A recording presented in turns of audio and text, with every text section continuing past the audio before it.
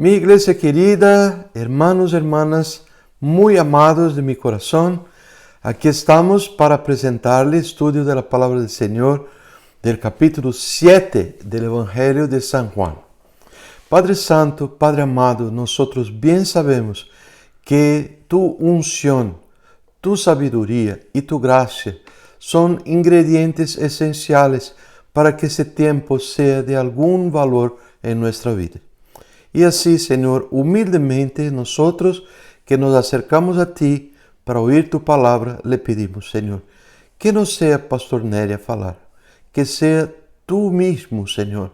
Oh, Padre Santo, sale una palabra u otra que no hace sentido perante tu juzgamiento, Señor. Yo le pido para que tú la filtres, que tú elimines y que tú no permitas que esta palabra mala caiga en el corazón de nadie que está escuchando. Padre Santo, amado, te adoramos y te bendecimos en el nombre de Jesús. Amén. Hermanos queridos, nuestra tarea hoy no es muy fácil. Tuvimos aquí algunas dificultades. Yo quise hacer una copia de printa de la lectura que voy a hacer del texto bíblico español. Falló la computadora, falló la máquina de impresora y aquí estamos nosotros. Yo voy a hacer la lectura en vez de en la hoja printada, que sería mucho más simple. Yo voy a usar aquí mi Biblia en español para leer el texto. ¿Está bien? Espero que muchos estén siguiendo, ya sea en su celular, en su Biblia, en su casa. Tal vez usted que no tenga su Biblia va a buscarla. Busque su Biblia y la tenga en sus manos, porque es un largo capítulo, 53 versículos, y esperamos con mucha fe, Señor, que vamos a lograr completarlos hoy mismo. ¿Está bien?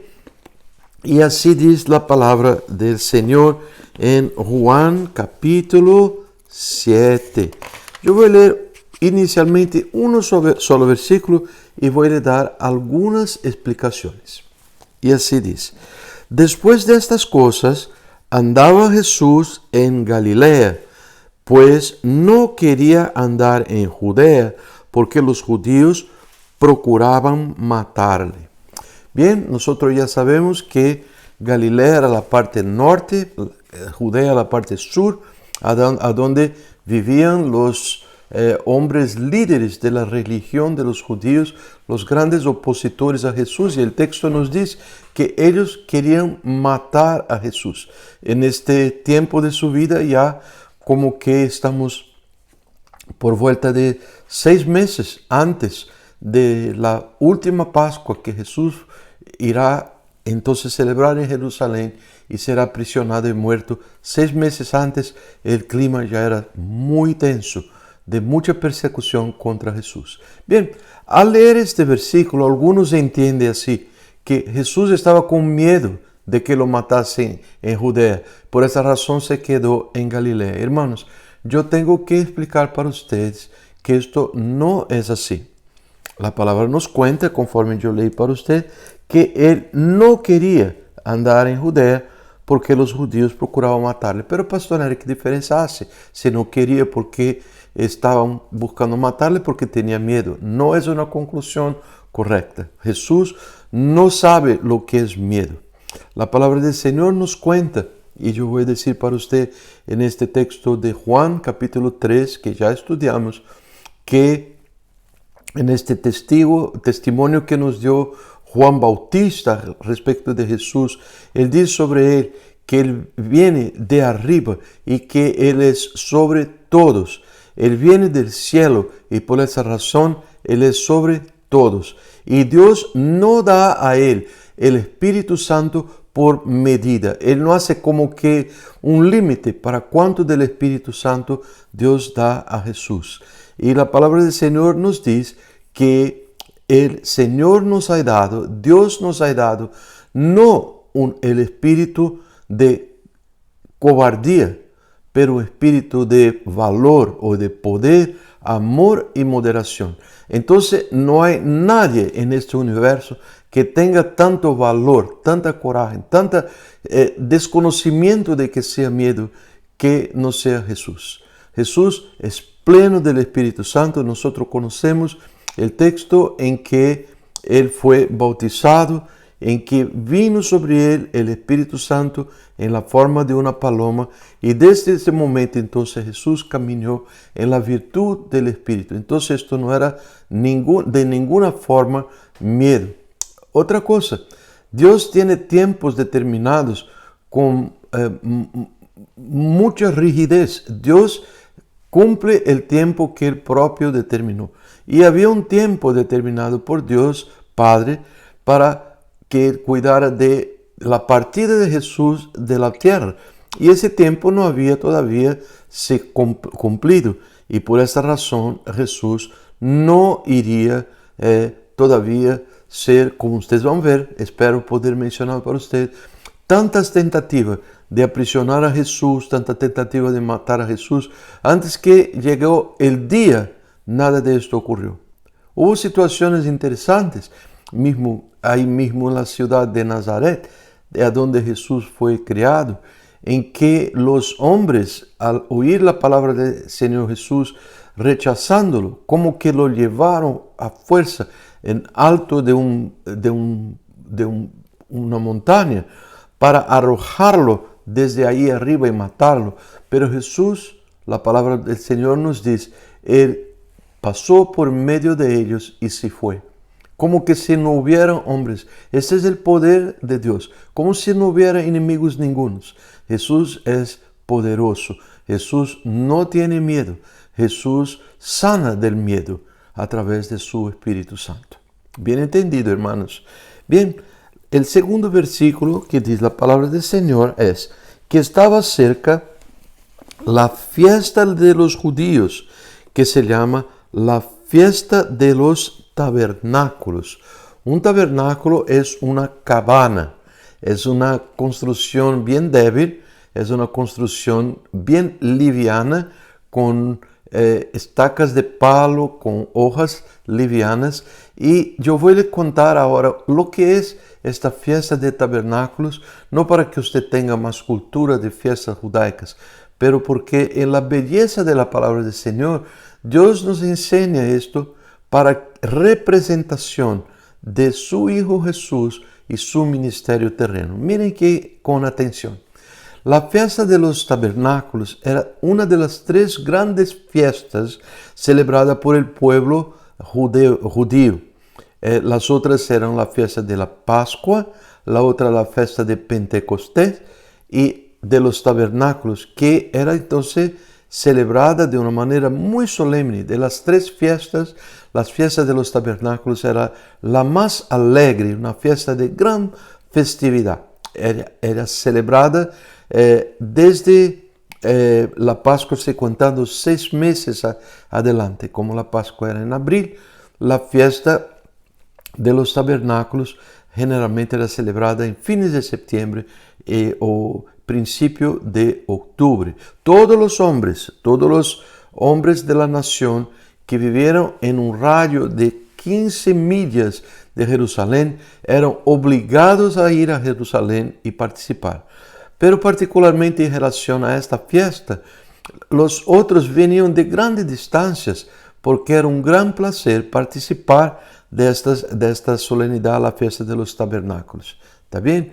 Las personas, ¿qué hacían? Cuando llegaban a la ciudad de Jerusalén, traían sus ofrendas, ellas construían, cada uno para sí, así, alrededor del templo, construían sus cabanas, a donde vivían por algún tiempo.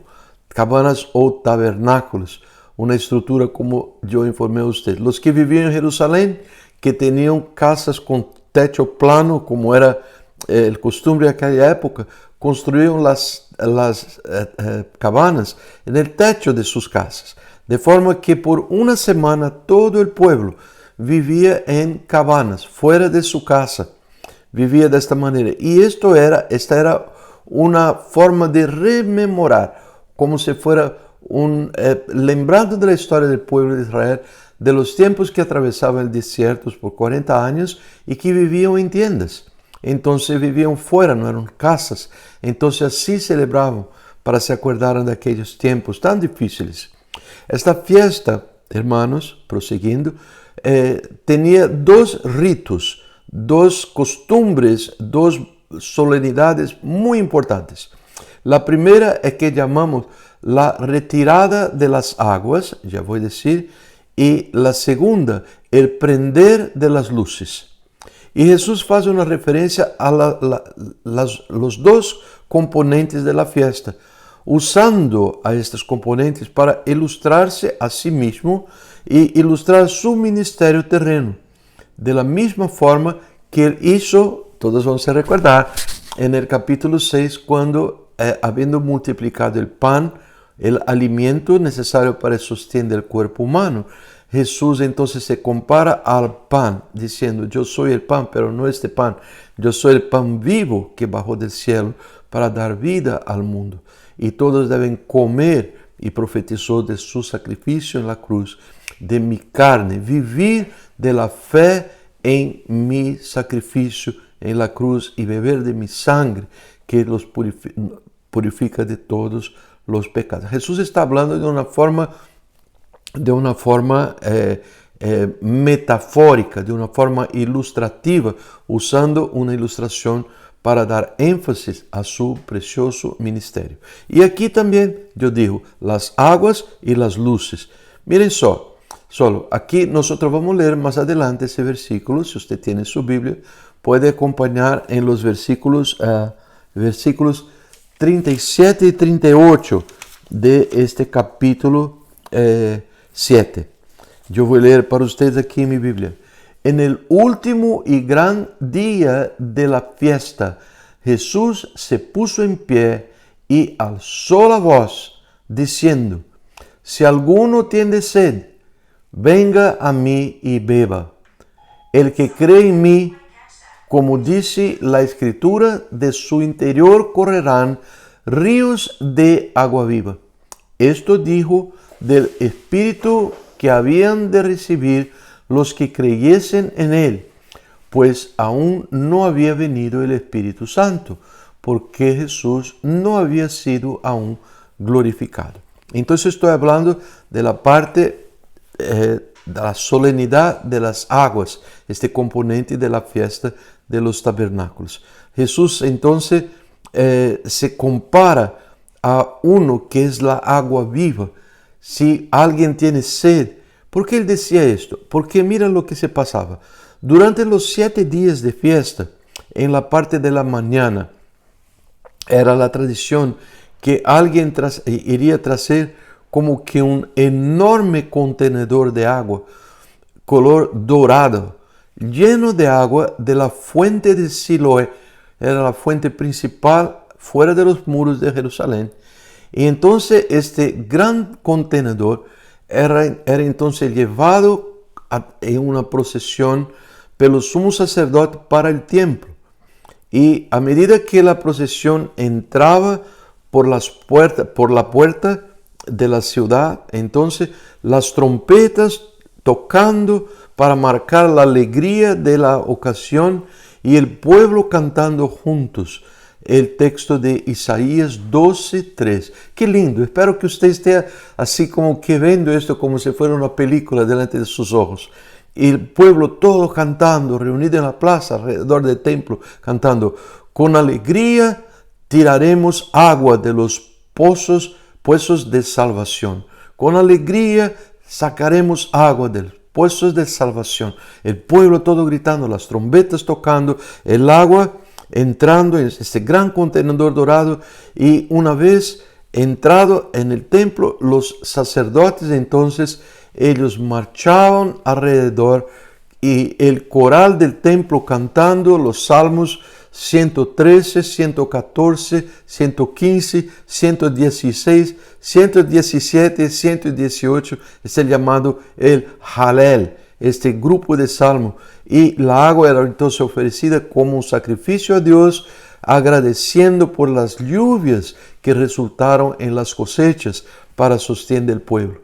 Y Jesús entonces usa este evento como una lección y una oportunidad de hacer un convite público en el último día de la fiesta, diciendo a todos, mira, aquí están aguas siendo ofrecidas, pero si todavía alguien tiene sed, una sed de su alma, una sed, un vacío que este agua físico no le puedes quitar. Entonces venga a mí y beba, yo le doy aguas vivas. Esto es Jesús, yo le doy aguas vivas. Esto nos recordamos mucho de sus palabras que dijo a la mujer de Samaria, la mujer samaritana, en el proceso de su conversión. Muchos van a recordar en Juan capítulo 4, cuando él dice a la mujer: cualquier que beber de esta agua tendrá sed una vez más, pero aquel que beber del agua que yo le doy jamás tendrá sed, porque el agua que yo le doy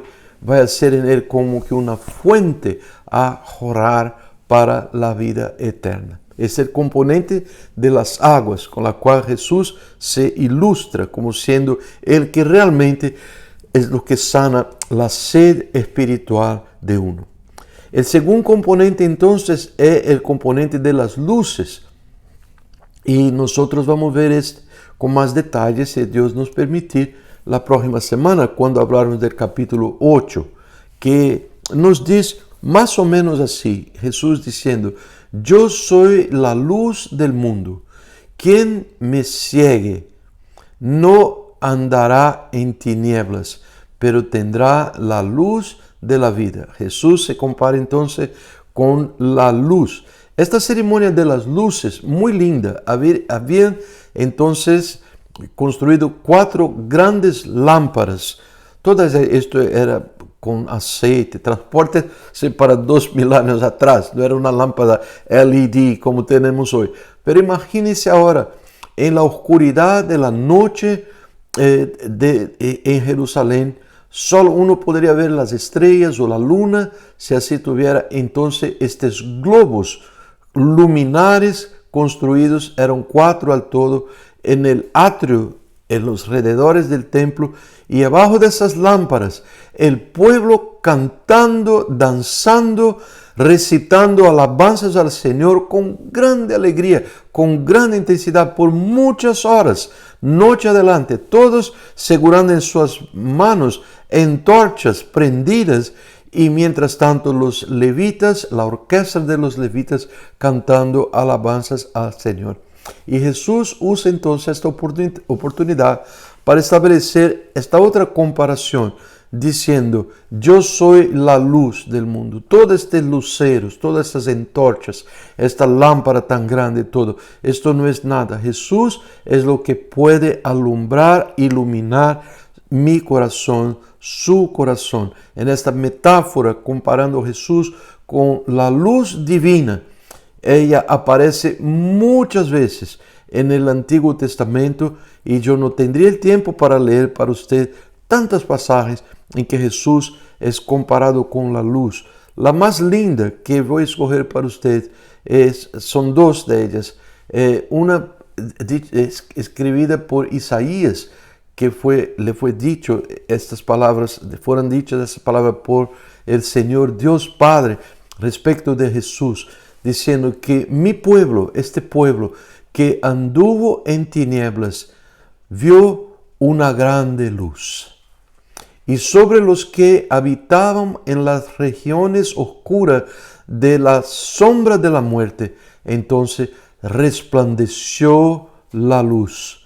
Porque un niño nos es nacido, un hijo se nos fue dado. El principado está sobre sus hombros, y su nombre, el nombre de ese niño, será Maravilloso Consejero, Dios fuerte, Padre de eternidad y Príncipe de la paz. Y del incremento de este principado y de la paz no habrá fin sobre el trono de David y en su reino, para firmar y fortificar en juicio y justicia desde ahora y para siempre. El cuidado del Señor de los ejércitos, Dios Padre, así lo hará. Qué cosa linda, hermanos. Esto fue proferido más de 700 años antes de la venida de Jesús. Y el Señor ya daba al pueblo la noción de que un niño vendría a nacer para ser entonces el Salvador del mundo. El otro texto que me encanta mucho, entre tantos que yo tengo aquí en mi manuscrito, es esto que voy a leer para ustedes. En él, cuando vino Jesús, en él estaba la vida. Y la vida era la luz de los hombres. Y la luz resplandece en las tinieblas, y las tinieblas todavía no la comprendieron. Él vino para los suyos, pero los suyos no lo recibieron. Y allí estaba la luz verdadera que alumbra, ilumina todo el hombre que viene al mundo. Dios en su fidelidad, Él hace un medio, alguna forma, tal vez sea esa noche, a través de mi charla para usted. Dios encuentra una forma de hacer con que su luz ilumine todo el hombre que viene al mundo. Déjame seguir entonces con una última referencia, si puedo dar 3 al invés de 2. Él dice así, que en la ciudad de Jerusalén, no la terrena, la celestial, estoy hablando ahora sobre la eternidad, en el futuro, en que los siervos y siervas del Señor ya estarán habitando en sus cuerpos glorificados al lado de Dios y así vivirán por toda la eternidad. Y Él dice, y su ciudad no necesita de sol ni de luna para que en ella resplandezcan, porque la gloria del Señor la ilumina y el Cordero, Jesús, es su lámpara. Él es su luz y todos andarán a su alrededor de esta luz y todos traerán a Él su gloria y su honor. Y sus puertas no se cerrarán de día de la ciudad, porque allí en esa ciudad no habrá más noche, porque el Señor Jesús es la luz. Qué cosas lindas. Yo admito que hay tanto misterio tal vez, pero es maravilloso saber que en momentos de gran sequitud de alma, en momentos de gran tristeza de corazón, momentos en que se parece todo tan oscuro, Jesús es la agua dada por Dios para nos quitar la sed de nuestro espíritu, de nuestra alma. Cuando todo está oscuro, el Señor Jesús es la luz que ilumina nuestros ojos y nuestros corazones. Alabado sea Dios. Déjame seguir por un poco más de tiempo. Y Jesús era lo que dice entonces, yo soy la luz del mundo, que me sigue no andará en tinieblas. Nosotros tenemos entonces, hermanos, al invés de leer todos los versículos, voy a contar un incidente. Jesús se encuentra entonces en Galilea, al norte, está aproximando el día de la fiesta de los tabernáculos, cuando muchos, todos prácticamente los hombres, irán para Jerusalén. Y entonces los hermanos de él dicen para Jesús más o menos estas palabras, no más o menos, voy a leer aquí. Dijeron a él sus hermanos, sal de aquí y vete a Judea, para que también tus discípulos de allá, vean las obras que haces. Porque ninguno que procura darse a conocer hace algo en secreto.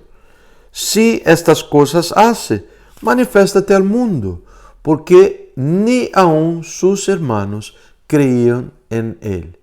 Entonces Jesús les dijo, mi tiempo aún no ha llegado, mas vuestro tiempo, mis hermanos, siempre está presto. No puede el mundo aborreceros a vosotros, mas a mí me aborrece, porque yo testifico de él que sus obras son malas. Subid vosotros a la fiesta. Yo no subo todavía a esta fiesta, porque mi tiempo aún no se ha cumplido. Y habiéndosele dicho esto, se quedó en Galilea. Sus hermanos entonces partieron. Aquí tenemos algo muy semejante a lo que describimos cuando la mamá de Jesús, es el capítulo 2 del Evangelio de Juan, muchos van a recordar, la mamá de Jesús identificó un problema y entonces ella como que quiso dar a Jesús la sugerencia sobre el tiempo, cuándo resolver el problema, que en su concepción la mamá de Jesús pensaba que era pronto. Y Jesús dice, no mami, no es todavía mi tiempo, espera un rato. A los hermanos Jesús dice lo mismo, pero de una forma un poco distinta. Mire, hermanos, lo que quiero contar a usted es la maravilla de la presencia del Señor muy cerca de sus siervos. Dios nos da inteligencia, Dios nos da la capacidad de identificar problemas que requieren solución. Y Dios nos da la fuerza para resolver los problemas. Y Dios quiere que también nosotros seamos humildes y pidamos a Él en oración sobre el tiempo. ¿Cuándo es que vamos a solucionar este problema? ¿Cuándo es que las cosas están supuestas a requerir en nuestro trabajo, requerir en nuestro esfuerzo y de qué manera? Y Dios es tan precioso, hermanos, que Él nos comunica el tiempo.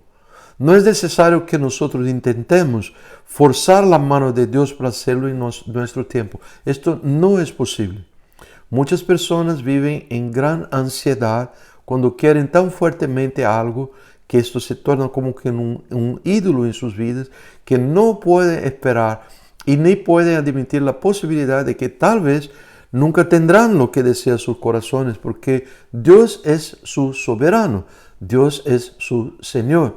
Y entonces no pocas veces existe crisis de toda forma por falta de sumisión a Dios, falta de sumisión a su tiempo de hacer las cosas o falta de sumisión de hacerla o no hacerla. Nosotros tenemos en nuestra casa experimentado algunas situaciones de orarnos por mucho tiempo por algunas cosas. Y el Señor es tan fiel, nos dio la respuesta. En muchos de los casos, creo, mayoría, todavía hay cosas que todavía oramos y no hay ninguna respuesta del Señor. ¿Qué hacemos nosotros? Permanecemos en oración, tocando, esperando que el Señor por misericordia abra las puertas, pero también pidiendo al Señor, Señor, danos un espíritu sumiso, porque si así tú no quieres hacer, queremos seguir alegres en el Señor. Mira qué cosa linda que voy a leer para usted. Este Salmo, algunos textos del Salmo 25. Voy a darle como tarea de casa para que usted lea este Salmo de 22 versículos, maravilloso, a donde David, el salmista, nos dice: Señor, en ti confío. Señor, los que confían en ti no serán confundidos, esperarán en ti. Señor, hágame saber sus caminos, Señor. Enséñame tus veredas, Señor. Guíame por tus veredas, Señor, pues tú eres el Dios de mi salvación. Por ti, Señor, estoy esperando todo el día. Según tu benignidad, según tu misericordia, lémbrate de mí, Señor, por tu bondad. Bondadoso y recto es el Señor, y por esa razón Él enseña su camino a los pecadores. Él guía a los mansos rectamente, y a los mansos enseña su camino. ¡Qué tremenda promesa! ¿Quién es el hombre que teme al Señor? Él lo enseñará en el camino que debe escoger. Y así por delante, hermanos, un salmo que usted no puede dejar de leer. Marque ahí en algún papelito, Salmo 25, usted va a leer de corazón. Y el Señor va a hablar a su alma y va a refrigerar todo y cualquier mal sentimientos, toda y cualquier batalla que usted puede estar teniendo por haber perdido, tal vez nunca tenido la confianza que Dios es un Dios presente y que revela sus tiempos a los hombres. Muy bien, vencida esta etapa, entonces nosotros leemos a partir del versículo 11, a donde el Señor nos escribe así: y le buscaban los judíos en la fiesta. Imaginen, Jesús todavía en Galilea, los hermanos bajaron y Jesús, después de algún tiempo, corto tiempo, Él va, pero en secreto. Él no se revela a todos.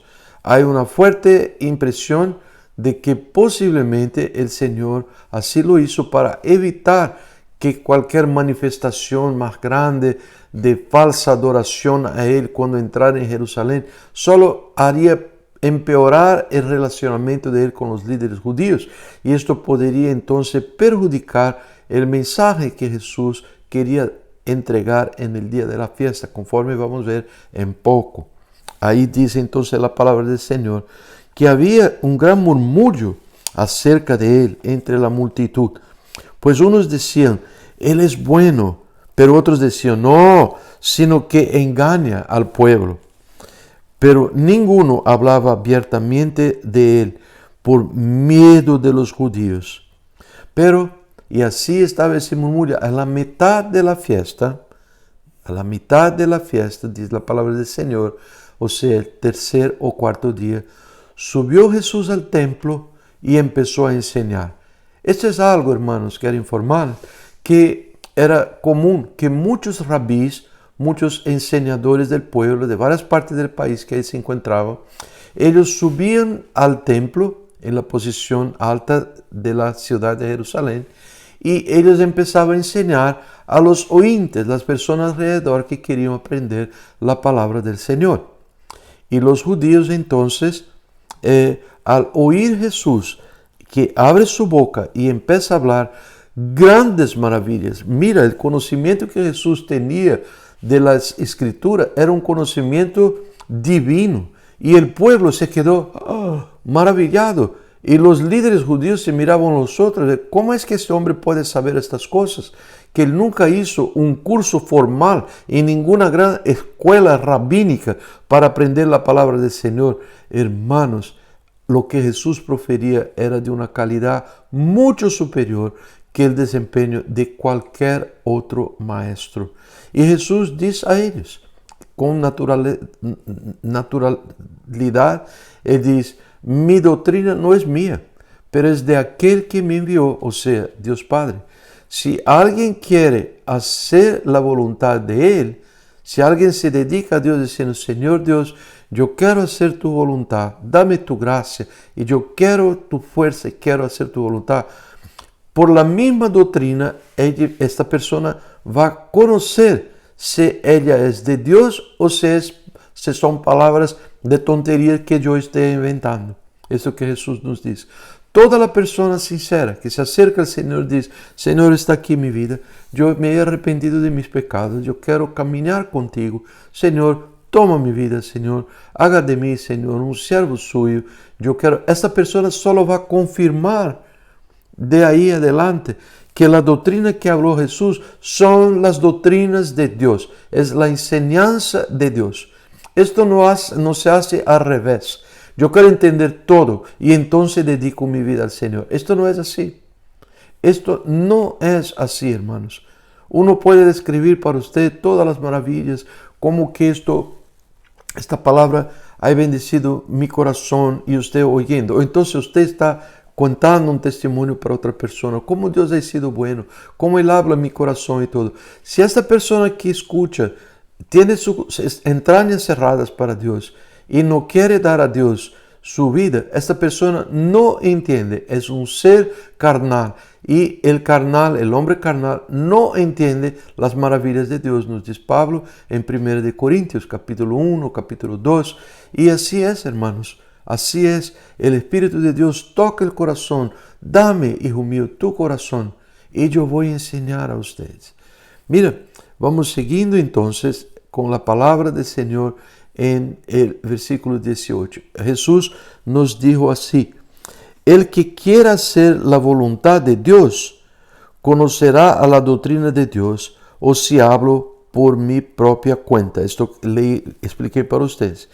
El que habla por su propia cuenta, su propia gloria busca, pero el que busca la gloria del que le envió, este es verdadero y no hay en él injusticia. Muy importante, es de esta manera que nosotros distinguimos el falso maestro del verdadero. El falso busca su propia gloria, busca aplausos, busca bienes materiales en la tierra, busca vivir de placeres a las expensas del pueblo de Dios, pero el verdadero discípulo de Jesús, el verdadero maestro, él ya tiene un tesoro que es el propio Señor Jesús, y él no necesita de nada de los que los falsos maestros buscan, nada, las riquezas, los placeres, la popularidad. Su corazón no tiene ningún atractivo, porque Jesús es lo que alimenta su alma. Todo lo que necesita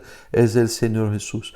El gran peligro, hermanos, es la síndrome de Lucifer, de que pastores, misioneros, mensajeros de la palabra de Dios están expuestos debemos orar por nuestros pastores, debemos orar por nuestros maestros de la palabra de Dios, para que no caigan en el engaño de Lucifer. Muchas veces la gloria les sube a la cabeza, se quedan enebriados con la gloria, ver tanto suceso, como que confunden la gloria de Dios que está siendo operada en medio del pueblo, como si fuera una adquisición personal suya. Oren por los pastores, hermanos. Yo conozco a ese pastor muy querido mío, que en Brasil estaba predicando la palabra. Al final, cuando digo el amén, toda la iglesia que había gustado la prédica dice, muy bien, como que lo aplaudieron, como si fuera una casa de espectáculo. Y este hombre irrumpió en grandes brazos diciendo, hermanos, hermanos,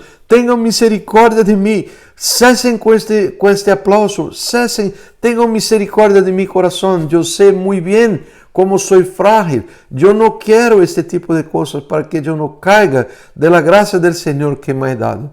Un buen ejemplo para todos nosotros. Tengan misericordia de mí. No dé alabanza, una palabra de gratitud, una palabra de sostén para su pastor, sus maestros, es siempre tan bienvenida. Y de la parte de él para con usted también. Pero que haya un límite, hermanos, porque tu vida no depende de hombres, tu vida depende del Señor Jesús, sin el cual usted nada puede hacer. Bien, estoy me alargando un poco más de propósito hoy y vamos a intentar cubrir todo este precioso capítulo, y esto va a demandar más que el promedio de 30 minutos que hemos pasado delante de la cámara para explicar la palabra a los miércoles, pero hoy es un miércoles especial. Aquí estamos entonces, la palabra del Señor. Él nos cuenta, Jesús a un cierto momento, él entonces tiene que confrontar el pueblo judío. Él tenía todavía en su mente, Jesús, el día en que él sanó un hombre lisiado hacía 38 años en el día del sábado. Y él dice a este pueblo, él los confronta con aquel evento en que los líderes judíos hicieron una confusión tan grande porque Jesús les había dado un hombre sano que estaba lisiado hace 38 años. Y el Señor dice, no juzguen según la apariencia de las cosas, pero juzguen de acuerdo con la recta justicia. No haga esto. Él dice para todos, con misericordia tremenda, él dice así, que ustedes recibieron la ley a través de Moisés, pero nadie cumple la ley. Nadie. Todos caen de una manera o de otra. Todos caen. Y cualquier uno que quisiera mirarse delante del espejo de la verdad, esta persona iría entonces a arrepentir de sus errores, porque la ley para esto sirve, para mostrar a nosotros que somos pecadores. Establece un estándar, un padrón muy alto el Señor, para que nosotros busquemos de Jesús la gracia que nos capacita entonces para realizar las obras de la ley. No es de otra manera, hermanos. Nosotros no comparecemos delante del Señor como que batiendo el pecho diciendo, yo soy capaz, yo soy fuerte, yo tengo tal calidad, yo tuve una educación primorosa. No, hermanos, en se tratando de la moralidad de Dios, permiten la palabra moralidad, en se tratando de la honestidad de Dios, en se tratando de los padrones dados por las virtudes de Dios, uno solo las puede tener buscando en la fuente de aguas vivas que es Jesús. Uno solo las puede tener en su corazón oscuro cuando buscan Jesús, la luz del mundo, y lo siguen, y de esta manera no caminan en tinieblas jamás. Entonces los judíos se levantan contra Jesús. Jesús los acusó de querer matarlo y ellos mentirosamente dijeron que no, como los propios hombres de Jerusalén decían, Jesús era un que los líderes quieren matar. Y entonces empiezan a negar que Jesús era lo que él decía ser, diciendo que él no era quien él decía, porque él no había nacido en la ciudad del Mesías. Era un hombre que venía de Galilea, del norte del país, queridos, esto es demuestra tanta hipocresía de aquel pueblo. Ellos podrían, según el pastor John MacArthur, por los registros de nacimiento que tenía en el propio templo, que ahí estaba delante de ellos, chequear a dónde era el sitio de nacimiento de Jesús. Y ellos irían saber que Jesús nació en el propio poblado, la propia ciudad, a donde la palabra de Dios entonces daba la información que iría a nacer el Mesías, el Salvador del mundo. Pero el pueblo, sin siquiera averiguar, sin siquiera querer saber, él decía: no, este hombre viene de Galilea, él no puede ser Mesías. Mira qué absurdo. Ellos no veían todo el bien que Jesús hacía, ellos no veían todo el conforto que daba a un corazón herido, a sus milagros, sus señales, sus prédicas maravillosas. Solo decían: si es de Galilea, esto no puede ser el Mesías. Y Jesús ni mismo era de Galilea, él era de Belén Efrata, conforme dice la palabra del Señor, profetizada por el profeta Miqueas. Y dice: y tú, Belén Efrata, una pequeña ciudad como que 5 millas distante de Jerusalén, porque eres una pequeña villa entre millares de otras villas en Judá. De ti, Belén, me sairá uno que será el Señor en Israel, cuyos orígenes son desde los tiempos antiguos, desde antes de la eternidad. Está hablando de Jesús, el Mesías. Y Jesús entonces por 2 veces, hermanos, o por 3 veces, Él se dirige al pueblo con clamores, como que gritando a todos los pulmones, algo que no es frecuente en la historia de Jesús. Él grita y dice estas palabras que Él repite al pueblo incesantemente, febrilmente, para que el pueblo entienda: yo fui enviado por Dios Padre. Quien cree en mí, no está creyendo solo en mí, está creyendo en el Padre que me envió, y tendrá la vida eterna. Yo soy la luz que vino a alumbrar el mundo. Quien me rechaza a mí y no rechaza mis palabras, morirán y en sus pecados. Los que rechazan a mí y rechazan mis palabras serán juzgados y morirán en sus pecados. Qué cosa tan triste. Y Jesús sigue diciendo: un día vosotros me buscarán, pero no me podrán encontrar. A lo que los judíos contestaron con muchas palabras hipócritas a él: ¿cómo usted va a se esconder de nosotros? ¿A dónde tú vas que nosotros no te podremos encontrar? Y Jesús estaba contando para ellos que habría un día después de su muerte que ellos irían desesperadamente buscar por un Mesías, buscar por uno que los salvara, que los redimiera y los libertara de manos destructivas de los romanos. Y esto acontecería en un tiempo que después de rechazarlos a él, Jesús, él ya no ayudaría más a nadie y la ciudad de Jerusalén sería destruida. Esto ocurrió, hermanos, menos de 40 años después de la muerte de Jesús. En el año 30, en el año 70, este general Tito, hijo del emperador Vespasiano de Roma, bajó contra Jerusalén y destrozó la ciudad de Jerusalén. Y dice el historiador Flavio Josefus, el grande historiador judío de aquel tiempo, así dice: y no restó piedra sobre piedra. Él mató un número de personas, de hombres, mujeres, viejos, bebés, todo, un derramamiento de sangre histórico, prácticamente como que puso fuera de la historia el pueblo de Israel, en cumplimiento a algo que ellos propios trajeron sobre sí. Cuando Jesús, el Cordero de Dios, manso, humilde, corona de espina en su cabeza, manos atadas, ahí se encontraba perante Poncio Pilatos, que hipócritamente lavaba sus manos, decía: yo no tengo nada a ver con esto. El pueblo se levanta en la plaza, enfrente a ellos, diciendo que la sangre de este hombre caiga sobre nosotros y sobre nuestros hijos. Y así lo fue. Ellos trajeron esta maldición sobre sus vidas y el Señor entonces cumplió su palabra cuando Él dijo, ustedes clamarán por mí. Aquel día muchos clamaron por Él, pero ellos mantuvieron esta actitud peligrosa de desafío a Dios, rechazando a Jesús hasta el día que el mal pudo ser hecho para liberarlos.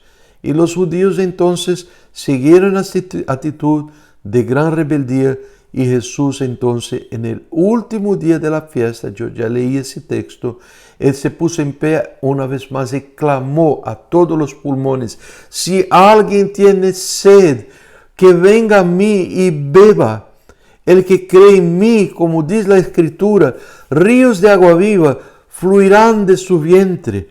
Y Él dijo esto del Espíritu que habían de recibir los que creen en Él.